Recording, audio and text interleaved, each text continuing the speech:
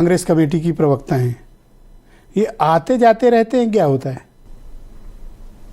अच्छा, सीधा प्रश्न आपको जो सुनना है वो सुनना चाहते हैं तो आते नहीं, का मतलब आए और गए, गठबंधन हुआ नहीं हुआ उसी की बात हो रही है। इसमें बहुत सिंपल सी चीज थी।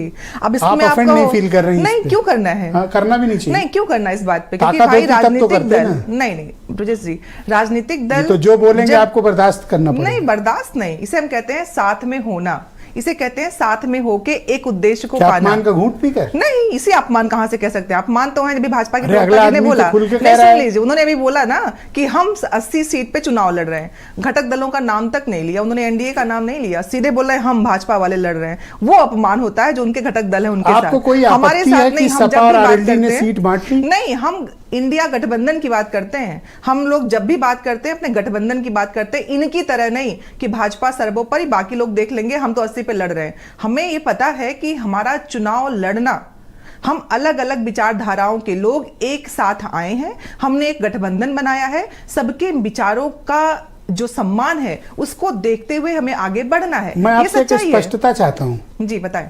आज इन्होंने समाजवादी पार्टी ने 7 सीटें राष्ट्रीय लोकदल को दे दी जी। आपको फाइनली कंसल्ट भी नहीं किया गया और आपके यहाँ कल हुई मीटिंग पे नतीजा रही है। हाँ। कांग्रेस इस बारे में कोई राय नहीं रखती है? ब्रजेश जी कैसी बात करते हैं? यहाँ पे मुख्यमंत्री बदल जाते हैं, पार्टियों को नहीं पता होता है, मुख्यमंत्री को नहीं पता होता है, और आप हमें हमारे गठबंधन की बात कर रहे हैं। गठबंधन का काम हो रहा है, कैसे नहीं पता होगा? हम ऐसी पार्टी नहीं, लोकतांत्रिक तरीके से चलने वाले गठबंधन के लोग हैं, जहां पे क्या ये सीट बांटने से पहले आपको विश्वास में लिया गया था? हो सकता है आपको न बताया गया हो, आपके सूत्र न पहुंच पाए हो, और हमारे सूत्र हमारे साथ जुड़े हुए थे।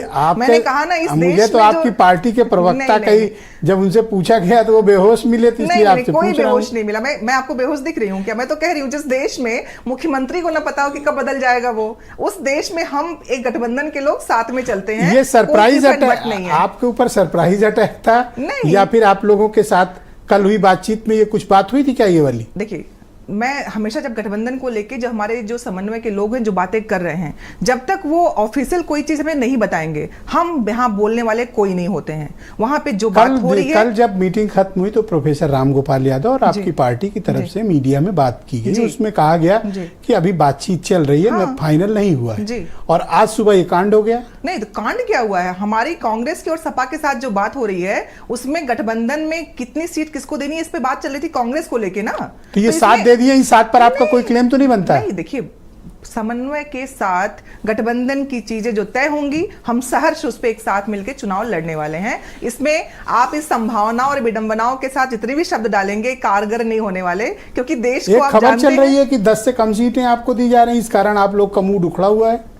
देखिए, खबर चल रही है, मैं खबरों की सत्यता क्लैरिटी दे दो ना, बात खत्म। नहीं, कह तो रही हूं, जिस दिन लिस्ट में नाम आएगा, चीजें आएंगी, अपने आप क्लियर हो जाएगा। सूत्रों के हवाले से मत बताइए, जो सच है उसको बताइए। मैंने कहा ना, जिस देश में मुख्यमंत्री बदल जाए उसको पता ही ना हो कि हम कब बदले जाएंगे। मुझे ये स्पष्टता दे दीजिए, क्या आपको विश्वास में लेकर अखिलेश यादव ने जयंत चौधरी को सीटें दी हैं या नहीं दी? गठबंधन के लोग साथ बात करके तो आगे बढ़ेंगे ना। पर कल तक तो नहीं फाइनल था। नहीं, तो कल तक मैंने कहा ना, जिस देश में सुबह तड़के आ गए थे, इसीलिए कह रही हूँ यहाँ पे पार्टी के लोग मुख्यमंत्री चेंज होते हैं और आप लोग 24 घंटे की बात को कह रहे हैं, अचानक हो गया। धन्यवाद। मैं रोहित अग्रवाल को इन्वाइट करता हूँ, राष्ट्रीय लोकदल के प्रवक्ता रोहित जी।